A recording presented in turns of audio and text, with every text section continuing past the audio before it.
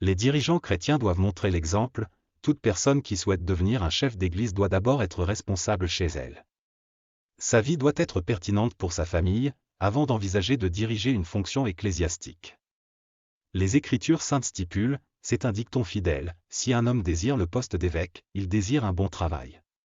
Un évêque doit donc être irréprochable, le mari d'une seule femme, tempéré, sobre, de bonne conduite.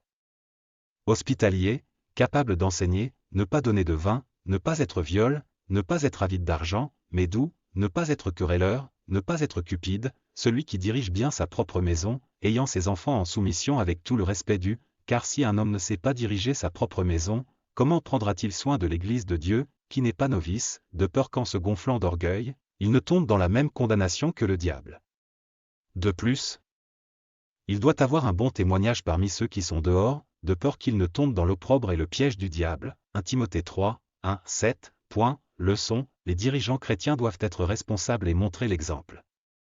Puisque la charité commence à la maison, un ministre de l'Évangile doit d'abord être responsable dans sa vie personnelle, il doit être un conjoint et un parent responsable. Il doit être tenu en haute estime dans sa famille. Toute personne qui considère l'honneur d'un chef d'église doit avoir une réputation parmi ses pairs. Et il doit donner l'exemple.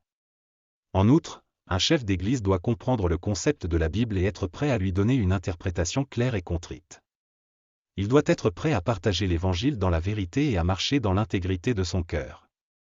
Il est entendu que certaines personnes suivent à tort leur chef d'église plus qu'elles ne suivent Jésus-Christ lui-même, c'est pourquoi le défi d'un tel chef d'église menant par un exemple pieux est primordial. Les membres de l'église ne doivent pas dérailler dans le piège du feu de l'enfer.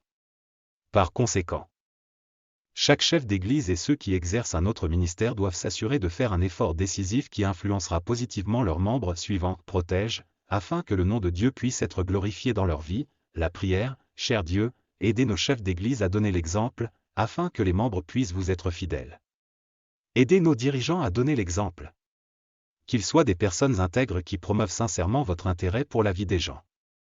Aidez vos serviteurs à être forts de chez eux, afin qu'ils puissent avoir un élan suffisant pour avoir un impact positif sur les autres. Oignez vos serviteurs avec la grâce pour promouvoir l'Évangile non dilué dans ce monde corrompu. Qu'ils soient remplis du Saint-Esprit pour avoir la puissance et l'audace de prêcher la vérité fondamentale de la Bible, afin que votre nom puisse être loué et que les gens puissent aller au ciel. S'il vous plaît, faites ces choses et bien d'autres encore. Car c'est au nom de Jésus-Christ que je fais mes demandes. Je vous en prie, faites ces choses et bien d'autres encore.